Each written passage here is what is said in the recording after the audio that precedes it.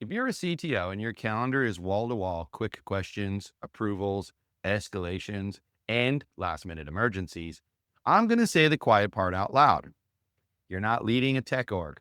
You're acting as the organization's nervous system. Every time there's ambiguity, it routes to you. Every time there's risk, it routes to you. And that doesn't make you a hero. It makes your company fragile.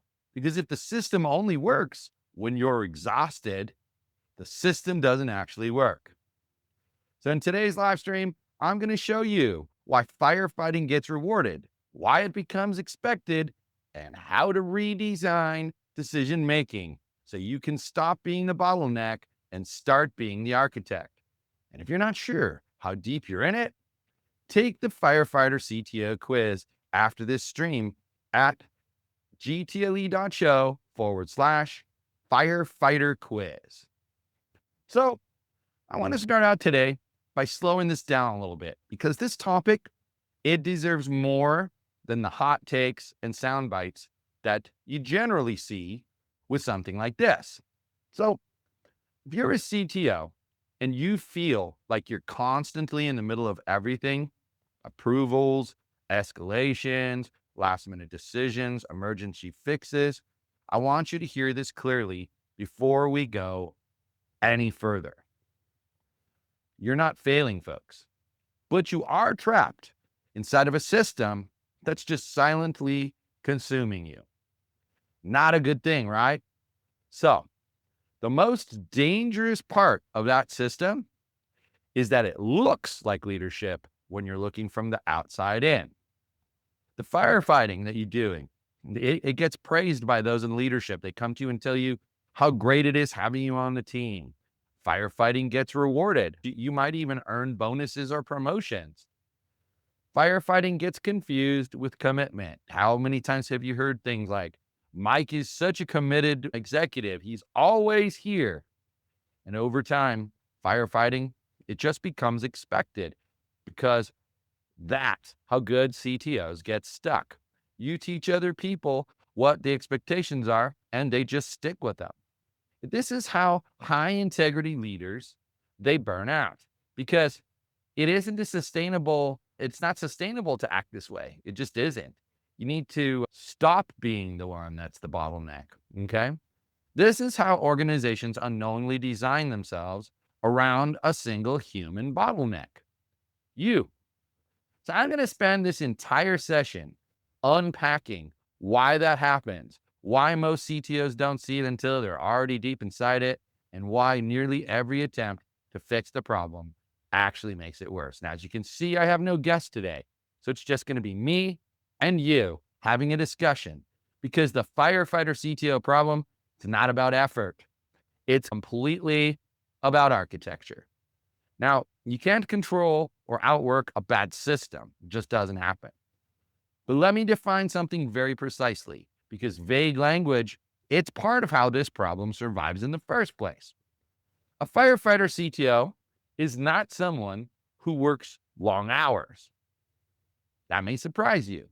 A firefighter CTO is someone who has become the default decision authority for ambiguity.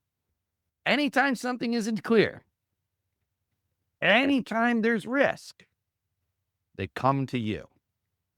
Anytime there's disagreement, anytime there's uncertainty, they come to you. It's not sustainable. But there are fixes to this, and we will cover that today. If everything routes to you, well, that's a problem. And the reason that it's so dangerous is that ambiguity, it's infinite. Technology is ambiguity all on itself. Scale is ambiguity. Security, it's ambiguity. All of these things, architecture, it's ambiguity. Trade-offs, they're ambiguity. So, if ambiguity routes to you, your workload, it doesn't have a natural ceiling. It has no place to stop. That's the first thing that most CTOs miss in this situation. There's no finish line where firefighting ends. There's only exhaustion. Now, here's the part that makes this really difficult for you to confront. Most firefighter CTOs, they didn't demand control, they inherited it. And often they inherited it by being excellent at what they do. Early in your career, and I want you to think back to this, you were probably the person who could figure things out when nobody else could. You could reason through complexity. You could see dependencies.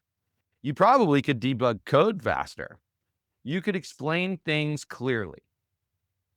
And when things went wrong, you were the calm one. Now, that's not by accident. One time long ago, when I was a CTO, I was in a situation where we were using AT&T for our internet service, and then we had a backup internet service. And one day, AT&T was working outside of our building, and they clipped a line, and it brought our internet down. And when I contacted them, they said that it was going to be up no less than 2 hours. Sorry. And so they said, yeah, that's it. It'll be between now and 2 hours that it's up. And I switched over to the backup internet, and I made sure I walked around, made sure everyone was still functional on the internet.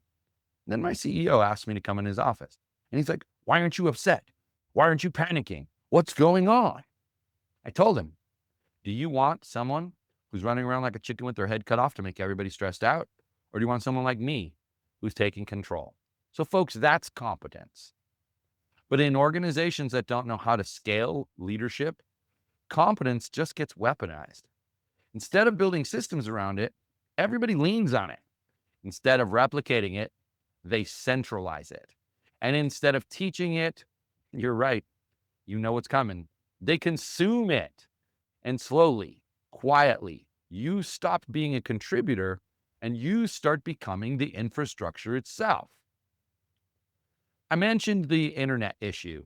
And what ended up happening with that was the manager of the call center, he came to me and he said, my people were really happy that you were calm because it kept them calm. So you go to show, you've got to stay in your zone. And at that moment, the praise, the relief, the gratitude, that's where the trap starts forming though. Because what nobody tells you is that every time that you personally save the day, the organization learns something.